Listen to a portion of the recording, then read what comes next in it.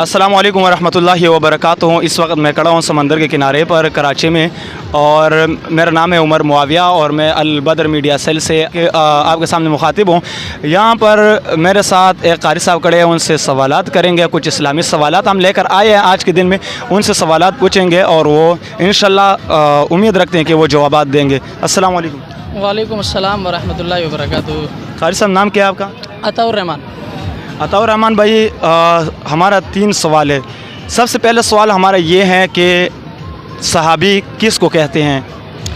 पहले सवाल का जवाब कि सहाबी किसे कहते हैं, ये तो बहुत ही इजी क्वेश्चन है। सहाबा उस शख्स को उनको कहा जाता है जो आप अलैहिस्सलातु वस्सलाम, जिनको ज़िंदगी में आप अलैहिस्सलातु वस्सलाम मतलब उनसे मुलाकात हुई हो और आपकी बात सुनी हो और आपको बराह रास्त देखा हो, उसे सहाबी कहा जाता है। तो बहुत सारे सहाबा है, जैसे अबू बकर है, उमर है, उस्मान है, अली है। दूसरा सवाल हमारा ये है, ज़िन्नुरैन किस सहाबी को कहा जाता है?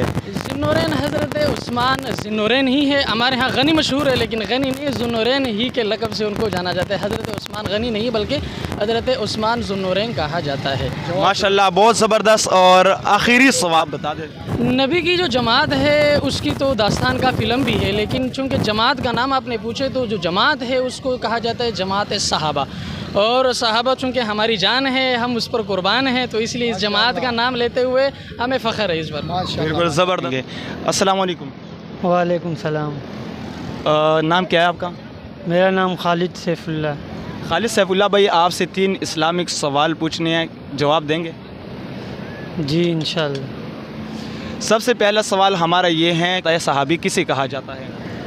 सहाबी उन्हें कहा जाता है जो हज़ूर सल्लम को जिन्होंने देखा हो, उन्हें सहाबी कहा जाता है। ईमान की हालत में। ईमान की हालत। दूसरा सवाल हमारा ये है कि ज़िन्नुरैन कौन से सहाबी को कहा जाता है?